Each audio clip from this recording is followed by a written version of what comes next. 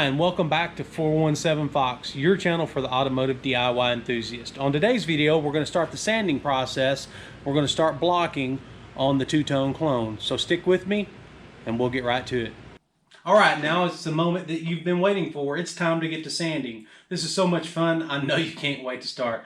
No, but seriously, it can be a very methodical process, but you know the time and effort that you're putting into sanding now is going to pay off in the end.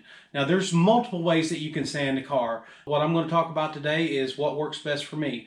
So yes, for this car, could we start with just our orbital DA sander and go ahead and sand it, and maybe even start with 400 grit and go ahead and start sanding the car, get the surface good and rough, get down into the clear coat just a little bit, and then step it all the way up to 800 grit before we paint the car. You could do it all, for the most part, in 95% with a machine. Now, doing that, you're risking a few things. So on these panels, if you take a DA out and you do all mechanical sanding, any of your fine imperfections or small dimples or small dents, you're going to miss. And what you want to use is your existing substrate or your existing paint when you're flat blocking it to plane that field out, to level that field, okay? And the larger or the longer the flat block, the better. Now, Durablock has a really good starter kit that has multiple blocks in it. I'm going to go ahead and put the link in the description down below, and I'm going to put a screenshot on it right here for the video so you can see. And also, the sanding rolls that I buy, you can buy a pretty good size roll, and I'll also put a link in the description for that as well.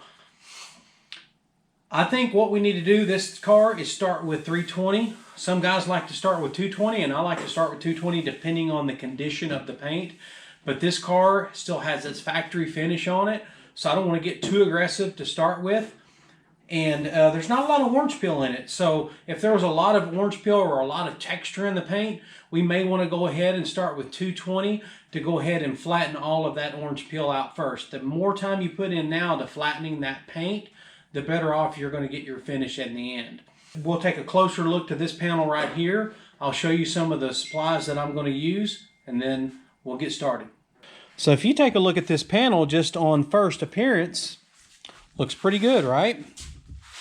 Even if you look at it at an angle, doesn't look too bad. The things that you may not even be able to feel or almost see is what you're going to find by using the existing substrate to find where you may have any low spots. And I'm going to show you how to do that now. Let's go over here and see what we're going to need to start the sanding process on that fender. First of all, since we're going to go ahead and start with 320, I've got 400 in here. I've got, I believe, yep, that's 220, and I've got our 320. So we're going to go ahead and start with the 320.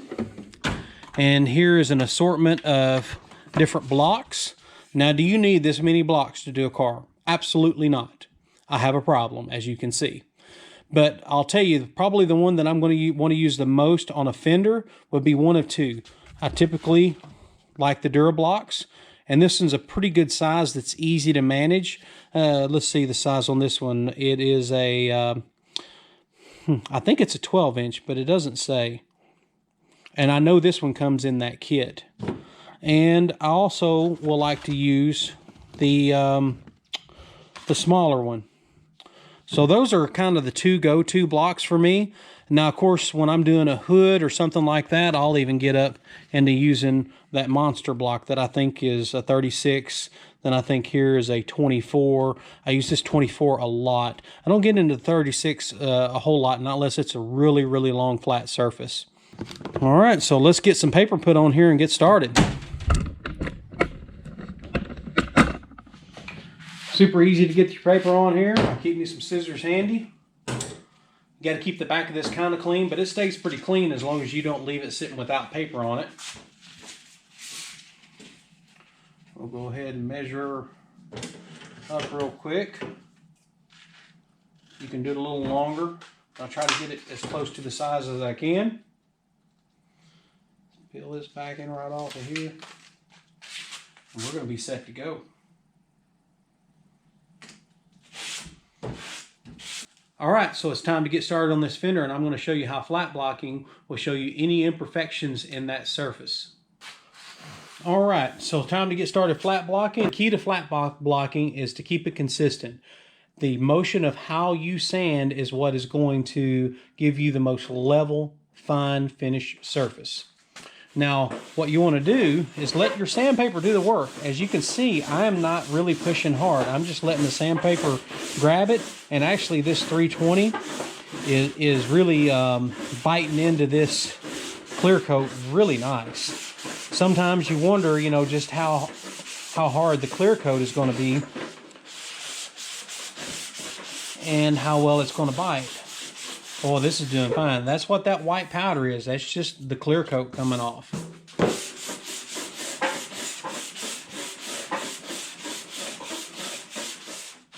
You're not pushing down, you're just keeping a steady crisscross motion.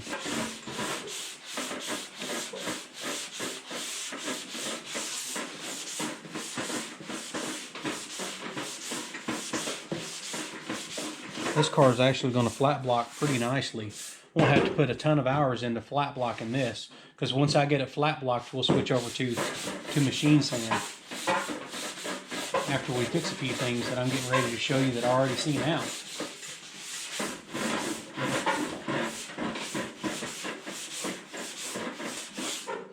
All right. So that took all of what, a minute? This Norton sandpaper is some good sandpaper. It doesn't clog very much. There's also a trick to keeping your sandpaper lasting a little longer where it's not clogged up. Now this isn't clogged up by any means. I haven't used it enough yet. You can get your wire brush, lightly run over it, and that'll get any clogs that is in your sandpaper out. Now that I can show you how that flat blocking, I'm going to go ahead and blow this off.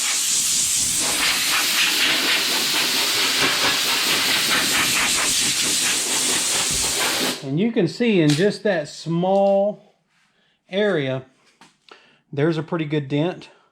Here's a dent. Here's a dent. Here's one. There's one. 1, 2, 3 right here. Also got a pretty good sized dent here.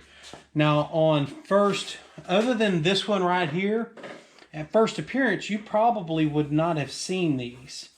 Now what you can do is continue to flat block, and if these come down flat and where they basically disappear into your sanding scratches, you know you flatten that out and use the existing paint other than primer, because right, I could go ahead and prime this whole panel and then block it out, or I could use some glazing putty. But what I like to try to do first, if it's something pretty minor, and that is pretty minor, go ahead and try to flat block it out. So let's see if that'll get flat blocked out.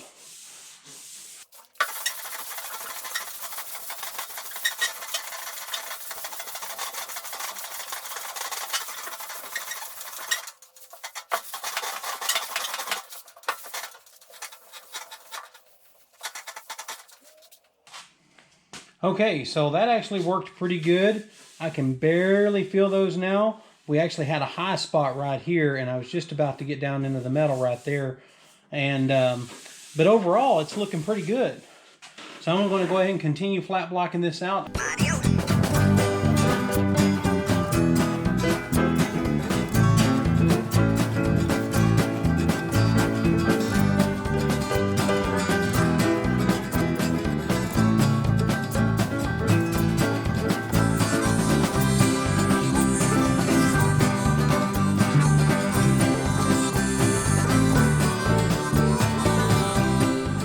To go ahead and wrap this video up, but before I do, I think I do owe you a little bit better walk around of the two-tone clone, show you some things that's already been done to it, show you some things that's going to go on it, and some things to expect. Alrighty, here is the two-tone clone. She's been a process so far. Now it's a pretty stock 5 liter. It's got a couple of little upgrades to it. We're actually going to be putting that tubular GT40 on it upcoming episode. The only other things I've really done to it since picking this car up, I put the Maxim Motorsports caster camber plates on it, went ahead and upgraded the charging system with a 3G alternator upgrade from LMR, also with the 4-gauge wire. We've got our the SVE electric fans. 93 Cobra master cylinder. Still a lot of cleanup to do under here, and I'm going to tell you what, once we get that GT40 tubular on here, this car's going to be looking fantastic. We also have some Ford Motorsports polished valve covers are going to go on here to finish it off. Now when I picked up this car had a little bit of damage. This car had been hit right here. You can see this is a new bumper support from LMR. We had to do some repairs in this area right here, but overall the core support was good on this car. The biggest damage on this car was the cowl panel. This had the dreaded hood coming up and hitting the cowl. In most cases, guys, you're going to have to take the whole cowl panel out and replace it. Now that's a pretty involved project because this pinch weld right here has to be drilled out all the way across. Windshield has to come out, the dash has to come out, and this whole cowl panel can get lifted and re-welded in. I felt like I could save this one. It was split right here on both sides, had some pretty significant dents. I was able to use the stud dent puller on this, which actually pulled a lot of this out. Now some of it you can get to on this side where you can actually do some hammer and dolly, flatten this out. But I'm going to tell you, I'm really proud of this job. If you can take a look at that, it turned out fantastic. And I've not even done any of the high build primer right now. All this is just been blocked from filler. Overall, this car is in pretty great shape. Now we've got these cool ROH ZS wheels. We've got Eibach Pro kit on it.